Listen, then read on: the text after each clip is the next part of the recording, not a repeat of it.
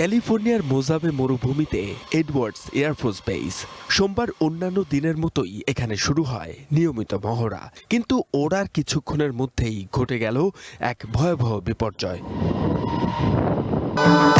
ভবিষ্যৎ হোক নিরাপদ, বিনিয়োগ হোক বিশ্বস্ত, আর আমার পছন্দ সল্ট বে। ওয়েলকাম টু সল্ট বে। দেশটির বিমান বাহিনী জানায়, পরমাণু বোমা বহনে সক্ষম শক্তিশালী B-52 বোমারু বিমানটি রানওয়ে থেকে উড্ডয়নের পরপরই আছড়ে পড়ে মাটিতে। মুহূর্তের মধ্যে আগুন ধরে যায় পুরো বিমানে। লস অ্যাঞ্জেলেস থেকে প্রায় 100 মাইল উত্তরের মরুভূমিতে একটা ফুটবল মাঠের সমান জায়গা জুড়ে ছড়িয়ে পড়ে বিমানটির ধ্বংসাবশেষ। আজ এডওয়ার্ডস এয়ারফোর্স বেস এক ভয়াবহ ট্র্যাজেডির মুখোমুখি হয়েছে। আমরা আমাদের 8 জন বীরকে হারিয়েছি। এই দুর্ঘটনা এতটাই ভয়াবহ ছিল যে কারো বেঁচে থাকার কোনো সুযোগ ছিল না।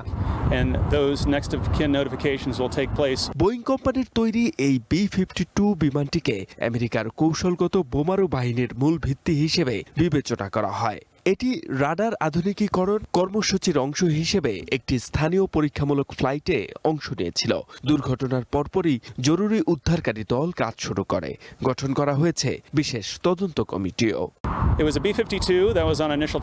ঠিক কী কারণে এই দুর্ঘটনা ঘটেছে তা এখনই বলা যাচ্ছে না। প্রাথমিক তথ্য সংগ্রহের জন্য আমরা একটি অন্তর্বর্তীকালীন সেফটি বোর্ড গঠন করেছি। এরপর একটি পুঙ্খানুপুঙ্খ তদন্ত হবে। আসল কারণ জানতে অন্তত 30 দিন সময় লাগবে।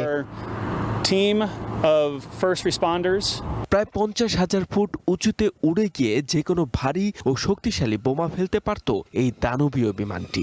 কিন্তু এক মুহূর্তের যান্ত্রিক ত্রুটি নাকি অন্য কোনো কারণ, তা খতিয়ে দেখছে কর্তৃপক্ষ।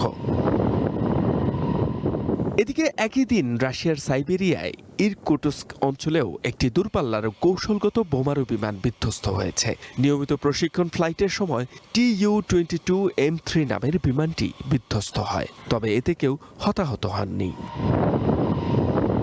H M Ataullah, one international desk.